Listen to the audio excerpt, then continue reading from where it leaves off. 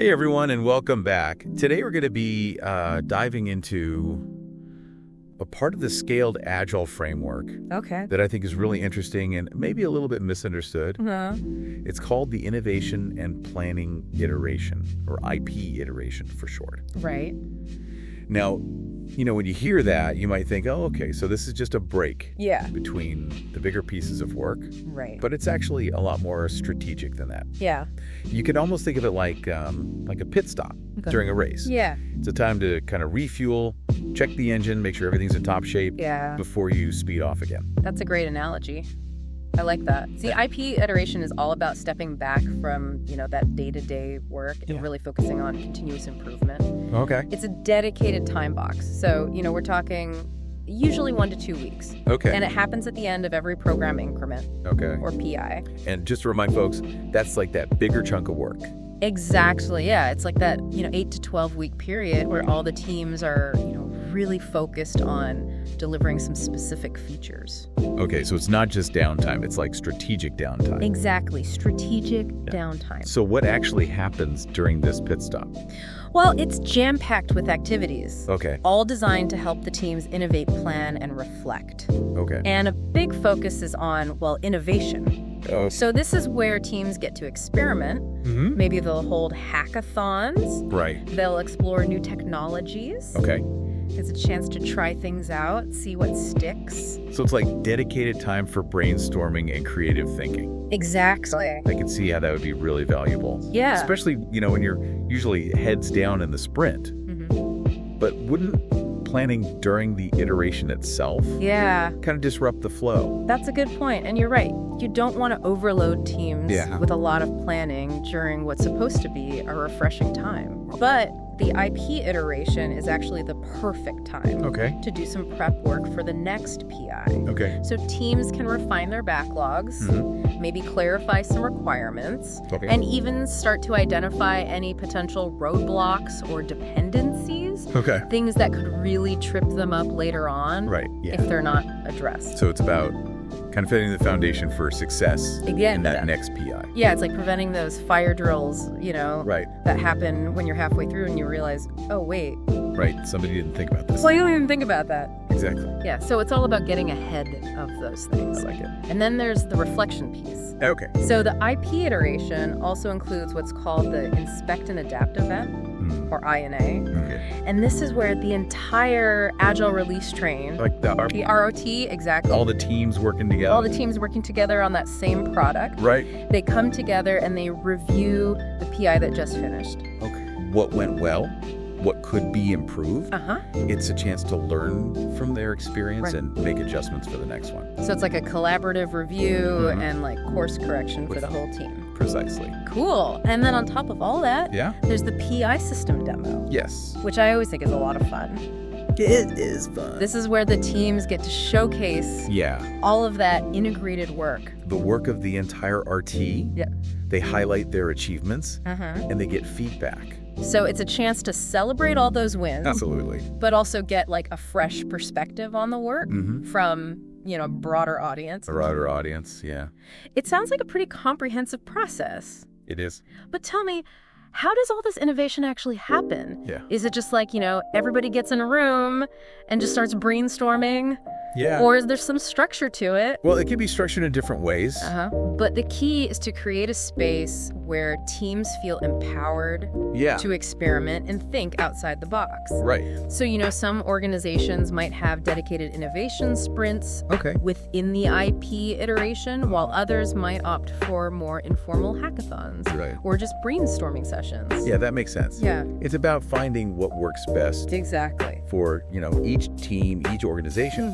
But how do you make sure then that those innovation efforts actually lead to something tangible? Right. How do you avoid getting lost Yeah. in just a sea of cool ideas that never actually see the light of day?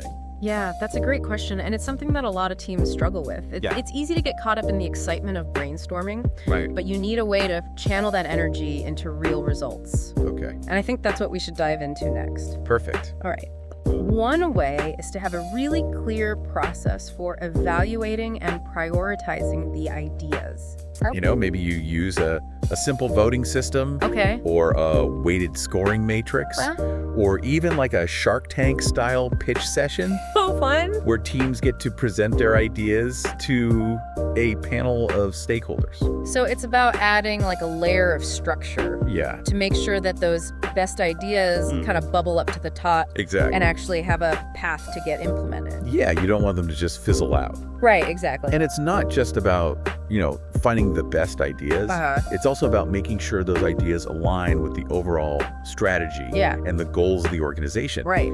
Innovation for innovation's sake can be fun, but it's not necessarily going to move the needle. Right. It needs to be tied to the bigger picture. Exactly. Okay, so we've talked a lot about, how the different roles within the RT, the Scrum Masters, the Release Train engineer, even product management, they all contribute to the success of the IP iteration. Yeah. But what about the impact on the individual team members? Yeah. Besides, the potential for burnout. Yeah. Are there any other downsides to this iteration? That's a really important point. Yeah. While the IP iteration has a lot of benefits, it's important to acknowledge that there are potential challenges too. Okay. And, for team members, one concern might be that it feels disruptive. Okay. Like it interrupts their flow or adds unnecessary overhead. So it's about finding that balance between having that dedicated innovation time and making sure that you're maintaining momentum on those existing projects. Yeah, exactly. And I think communication is key here. Okay. You need to clearly communicate the purpose and the value of the IP iteration to the team. Right.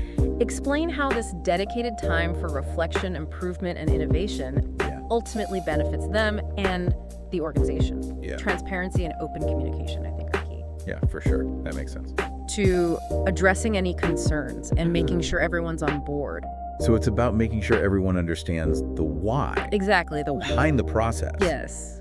But how do you prevent it then from turning into like a free-for-all? Yeah. Where everyone's just off working on their pet projects that aren't really aligned with the team's goals? That's where having some clear guidelines and maybe a well-defined scope for innovation comes in. Okay. Maybe you establish some themes or focus areas for each IP iteration and align those with the strategic objectives. So instead of just saying, okay, go innovate, you're giving them some direction. Exactly. Some boundaries to keep things focused and productive. And it's not about dictating what people should work on. It's more about creating that shared understanding of the problems we're trying to solve, the opportunities that we're trying to explore. So it's like a framework for innovation that empowers the teams, but also keeps them aligned with that overall strategy. Exactly. Okay, so we've talked a lot about the benefits of the IP iteration, from the perspective of the RT and all the different roles. Yeah. But what about the benefits for the individual team members? Yeah, that's a great question. And I think sometimes we overlook that. The IP iteration is not just about improving the RT as a whole. It's also about creating a better work environment for the individuals within the RT. And, one of the things I think is really valuable is that it provides this dedicated time for learning and development. Which can be hugely beneficial for individuals who are looking to maybe expand their skill sets or advance their careers. It's like built-in professional development time. Exactly. Which is fantastic. Yeah. I can see how that would be a huge motivator for folks. What are some other individual benefits? Well, it allows for more focused innovation and experimentation, which can be really rewarding and motivating. It gives team members that opportunity to think outside the box, explore new ideas, and maybe even contribute to some groundbreaking solutions. So they can really foster a culture of creativity, innovation within the teams. But let's be realistic. I imagine there are times when team members feel pressured to deliver features, meet deadlines, especially, in a fast-paced environment. How do you make sure that the IP iteration doesn't get squeezed or shortened when things get really busy? That's a common challenge. And I think that's where leadership buy-in is so important and a strong commitment to the principles of SAFE. The IP iteration needs to be viewed as a non-negotiable part of the process. Just like any other sprint or PI event. So it's about creating that culture where the IP iteration is seen as an investment, not an interruption. Exactly, an investment, not an interruption. I love that. And it's recognizing that taking that time to step back, reflect, and innovate ultimately leads to better products, happier teams, and just a more sustainable pace of work. Absolutely. You know, it's funny, as we're talking about this, I'm realizing that it's more than just a set of tasks. It's almost like a mindset, a way of approaching work. I completely agree. Yeah. The IP iteration really embodies some fundamental principles that are at the core of agile thinking: continuous improvement, innovation, and sustainability. Those are some powerful concepts. They are. But what do they actually look like in practice? Yeah. Can you give me some examples of how teams might embody these principles during the IP iteration? Absolutely. Let's start with continuous improvement. Okay. You know, during the IP iteration, teams can use retrospectives to reflect on their processes and identify areas for improvement. Right. Maybe they'll experiment with new tools or techniques, or even adjust their team agreements to optimize their workflow. So it's like taking that step back and saying, okay, how can we do this better next time? Exactly. It's about constantly learning and evolving. It is. I like it. What about innovation? So innovation, you know, it's not just about coming up with these brand new ideas. It can also be about finding ways to improve existing processes or products. So during the IP iteration, teams might explore new technologies, conduct experiments, or even just have that dedicated time to brainstorm and think outside the box. So just to let that creative spark ignite. Exactly. Whether it leads to a revolutionary new product or just like a small tweak that makes things run smoother. A small tweak, Awesome. What about sustainability? So sustainability is all about finding that pace of work that allows teams to thrive over the long term. And the IP iteration provides that dedicated time to address technical debt. You know, those nagging issues that can really slow teams down. Yeah.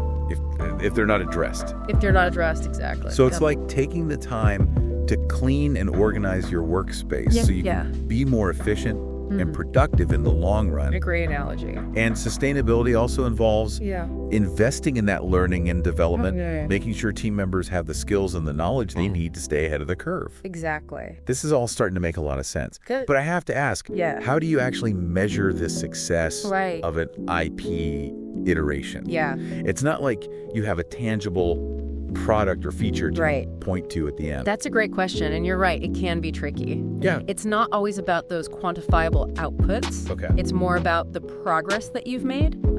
Toward the goals that you set at the beginning. So it's about tracking whether you're moving the needle on those key areas like innovation, continuous improvement, and sustainability.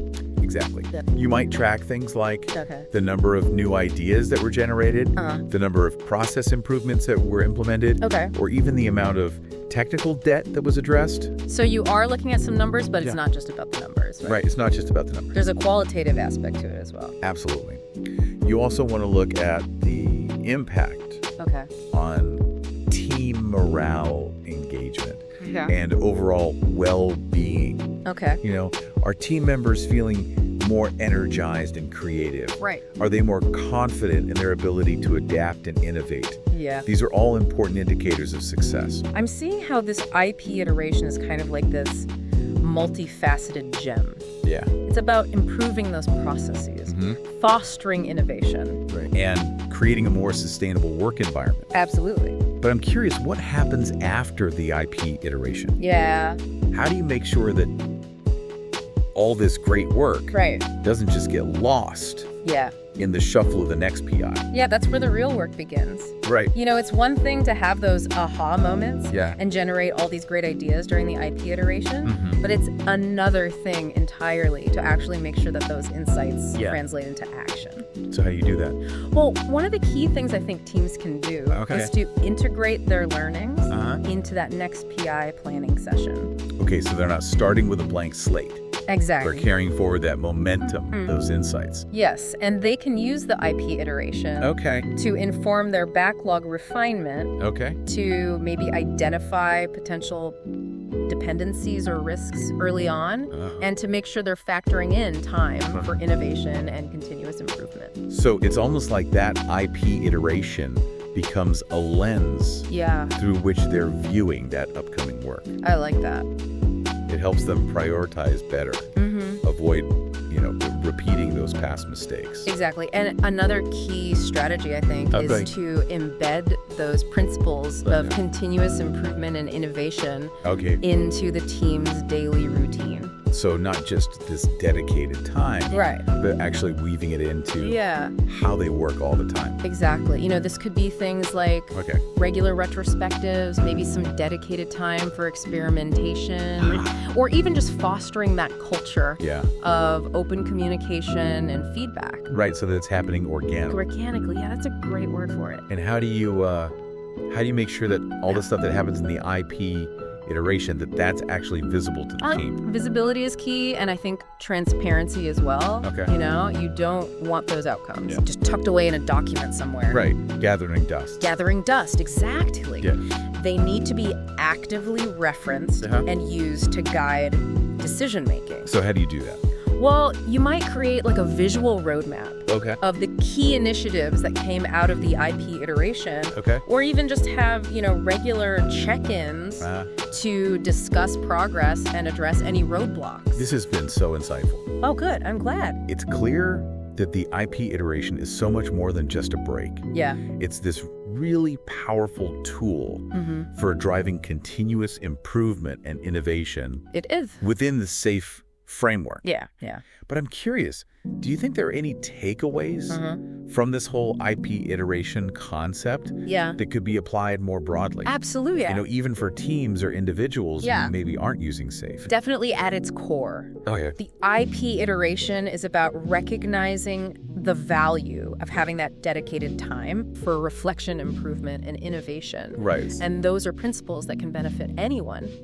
For sure. Regardless of what specific work methodology they're using. So even if you're not working in a SAFe environment, you can still benefit from creating these kind of pockets of time to step back, assess, and make adjustments. Exactly. Whether you call it an IP iteration or, just reflection time, the key is to make it a regular part of your routine. I like that. Block off time on your calendar. Find a quiet space and just allow yourself to think strategically about your work and how you can improve. It's about giving yourself permission to pause. To sharpen the saw, as they say, and come back, feeling refreshed. And ready to tackle those new challenges. That's a great way to put it. Awesome. The IP iteration, in its purest form, is really a mindset. It's a commitment to continuous growth and improvement. I love it. And that's something we can all embrace, regardless of our specific context. Well, this has been fantastic. Good. I'm glad. I think we've covered a lot of ground today. We have. So to our listeners out there, whether you're, seasoned SAFe practitioners or just looking for ways to enhance your work, think about how you can incorporate some of these principles of the IP iteration into your own routine. Find those pockets of time to reflect, to innovate, to refine your processes. Embrace the power of continuous improvement. Beautifully said. Well, on that note, we'll wrap up this episode of The Deep Dive. Until next time, keep learning, keep growing, and keep innovating.